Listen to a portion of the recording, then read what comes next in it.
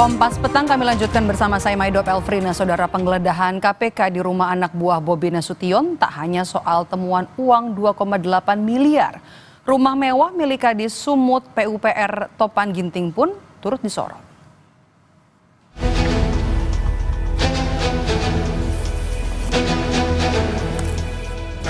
KPK menggeledah rumah pribadi anak buah Bobi Nasution, Kepala Dinas PUPR yang telah ditetapkan sebagai tersangka kasus korupsi jalan Topan Obaja Putra Ginting. Rumah Topan di klaster Topas Perumahan Royal Sumatera juga mencuri perhatian lantaran rumah di kawasan itu dipasarkan di situs jual beli rumah dan dihargai nyaris 2 miliar rupiah. Diduga, rumah yang baru ditinggali 6 bulan terakhir ini belum masuk dalam laporan harta kekayaan penyelenggara negara LHKPN KPK tahun 2024. Harta Topan Obaja Putra Ginting berdasarkan LHKPN KPK tahun 2024 sebagai Kepala Dinas PU Kota Medan mencapai total 4.991.948.201 rupiah. Terdiri dari tanah dan bangunan seluas 137 meter persegi per 90 meter persegi di Kota Medan dari hibah tanpa akta, tanah seluas 432 meter persegi di Kota Medan, tanah seluas 120 meter persegi di Kota Medan, dan tanah dan bangunan seluas 450 meter persegi per 400 meter persegi dengan total 2 miliar 65 juta rupiah. Alat transportasi dan mesin senilai 580 juta rupiah, harta bergerak lain senilai 86 juta, dan kas atau setara kas senilai 2,2 miliar rupiah. Tepat di belakang saya ini merupakan sebuah rumah dari tersangka kasus korupsi pembangunan jalan di Sumatera Utara, Topan Ginting, yang merupakan Kepala Dinas PUPR Provinsi Sumatera Utara. Adapun rumah ini sendiri, saudara, berdiri di lahan yang diperkirakan memiliki ukuran 10 kali 20 dan memiliki 2 lantai, dan memang rumah ini berada di klaster ataupun di perumahan yang terkenal cukup mewah di Kota Medan dengan berbagai fasilitas. Salah satunya adalah terdapat lapangan golf di kawasan perumahan Royal Sumatera ini, saudara. Sebelumnya, saudara, pada tahun 2019 Topan Ginting masih menjabat sebagai camat di Kecamatan Medan Tuntungan. Lalu pada saat Bobi Nasution mulai menjabat sebagai wali kota Medan, Topan pun naik pangkat menjadi kepala bagian di Sekretaris Daerah Kota Medan. Lalu pada tahun 2022, Topan Ginting resmi diangkat menjadi Kepala Dinas SDA BMBK atau Sumber Daya Air Bina Marga Bina Konstruksi Medan, yang pada saat itu ia memimpin proyek-proyek yang menjadi unggulan dari Bobi Nasution seperti pembangunan underpass, pembangunan overpass, dan juga perbaikan drainase dan beberapa ruas jalan di Kota Medan. Memang, saudara, jika kita berbicara soal Topan Ginting ini, ia memiliki karir yang begitu cemerlang selama 5 tahun. Banyak sekali jabatan-jabatan yang diperoleh oleh Topan Ginting, terkhusus pada masa pemerintahan Bobi Nasution, baik saat menjadi wali kota Medan ataupun menjadi gubernur di Sumatera Utara. Dari penggeledahan di rumah Topan Ginting, KPK menjelaskan soal temuan barang bukti uang tunai 2,8 miliar rupiah, senjata api berupa pistol jenis Beretta, beserta 7 butir amunisi, serta 1 pucuk airsoft gun laras panjang. Tim melakukan penggeledahan di rumah tersangka TOP. Dalam penggeledahan tersebut, tim mengamankan sejumlah uang senilai sekitar 2,8 miliar. Tim juga mengamankan 2 senjata api. Kepala Dinas Pekerjaan Umum dan Perumahan Rakyat Sumatera Utara Topan Ginting ditetapkan sebagai tersangka kasus suap proyek pembangunan jalan dengan nilai korupsi mencapai lebih dari 8 miliar rupiah. Uang itu diduga diminta Topan sebagai imbalan atas penunjukan PT DNG sebagai pelaksana proyek senilai 231,8 miliar rupiah. Anak buah Bobi Nasution ini terjaring operasi tangkap tangan oleh Komisi Pemberantasan Korupsi pada Kamis 26 Juni 2025. Tim Liputan, Kompas TV. Selain uang 2,8 miliar, penyidik KPK juga menemukan senjata api dalam penggeledahan rumah anak buah Bobi Nasution yang juga merupakan Kepala Dinas PUPR Sumatera Utara Topan Ginting.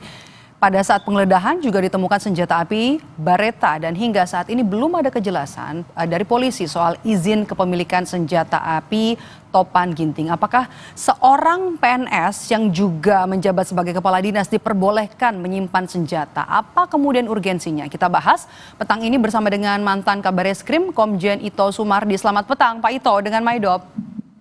Selamat petang Pak Maido. Oke, sebelum kita bahas apa urgensinya, kami ingin tahu dulu, Beretta ini biasanya digunakan untuk apa, Pak Ito? Ada senjata yang memang jenis-jenisnya yang diperbolehkan ya, tapi tentunya dengan perizinan Pak ya.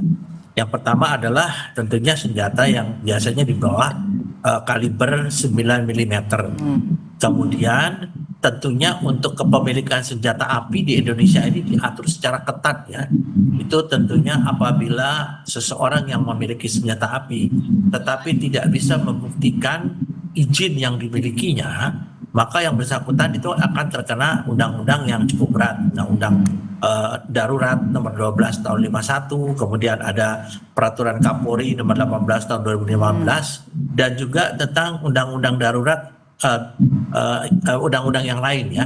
Jadi saya kira mungkin kalau diperbolehkan atau tidak, memang ada beberapa pejabat ya yang mungkin karena tugasnya itu mereka diperbolehkan untuk memegang senjata api, tetapi itu pun juga yang terkait dengan misalnya bendahara atau pemilik bank ya, atau ada yang profesinya itu betul-betul rawan ya terjadi kejahatan. Tapi itu izinnya memang harus dimiliki dan setiap tahun izin itu diperpanjang, Mbak. Seperti saya juga mempunyai Beretta juga, tapi saya juga setiap tahun memperpanjang izin. Kalau tidak berarti saya dianggap sebagai pemegang senjata api yang ilegal.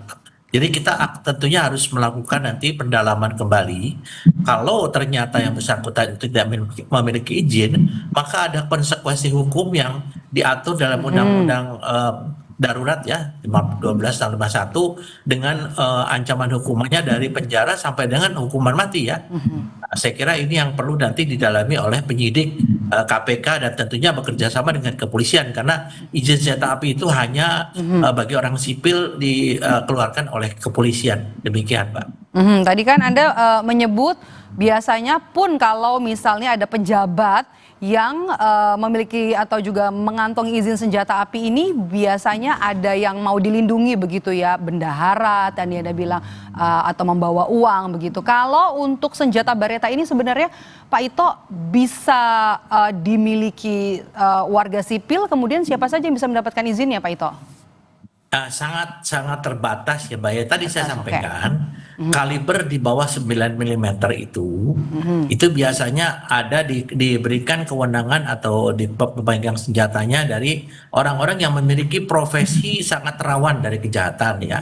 Misalnya pimpinan bank ya, kemudian juga ada bendahara dan lain sebagainya. Tapi kalau yang kasus saudara AP ini TG ini, saya kira mungkin ini yang perlu didalami, karena kalau saya melihat senjatanya itu kelihatan senjata yang bukan merupakan senjata yang baru ya, karena pada umumnya yang dimiliki itu adalah senjata yang memang kondisinya masih baik ya, sehingga yang bersangkutan ini tentunya akan ada pendalaman dari pihak KPK bekerja sama dengan pihak Mabes Polri untuk melihat keabsahan yang bersangkutan memiliki senjata api tersebut, termasuk yang soft gun itu ya. Soft gun juga harus ada izinnya, Mbak. Jadi Anda melihat, Anda membacanya seperti apa nih Pak Ito? Seorang aparatur sipil negara, kepala dinas, menyimpan senjata api, apa urgensinya Anda lihat? Kalau saya merupakan pendapat pribadi ya Mbak ya, saya kira yang bersangkutan ini mungkin tidak memiliki izin ya, mudah-mudahan saya tidak mendahului daripada penyidik ya. Mohon maaf kalau saya salah, tetapi menurut saya kalau melihat daripada senjata yang ditayangkan di media, kemudian juga dengan status jabatan yang bersangkutan yang hanya Kadis PUPR, itu saya kira tidak ada urgensi sama sekali yang bersangkutan bisa memegang senjata api tersebut. Tapi tentunya nanti akan didalami apakah yang bersangkutan memiliki izin atau tidak. Kalaupun memiliki izin, apakah izinnya itu masih berlaku atau tidak. Nah, itu akan menjadi nanti bahan bagi penyidik untuk bisa apakah yang bersangkutan bisa dikenakan undang-undang pemegang senjata api tanpa izinnya. Tapi PNS, ASN maksud saya, atau seorang kepala dinas bisa mengurus izin untuk pemilikan senjata api? Saya kalau melihat daripada pengalaman saya, ini memang sudah janggal sekali ya Pak ya, janggal. Jadi tadi saya sampaikan, kalau pendapat secara pribadi, kelihatannya saya meragukan bahwa yang bersangkutan itu memiliki izin ya.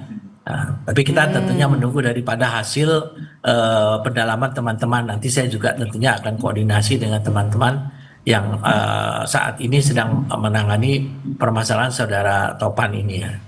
Baik, terima kasih sudah bergabung bersama kami mantan Kabar Reskrim Komjen Purnawirawan Ito Sumardi di Kompas Petang hari ini. Sehat selalu, Pak Ito. Ya, terima kasih, Mbak. Usai jeda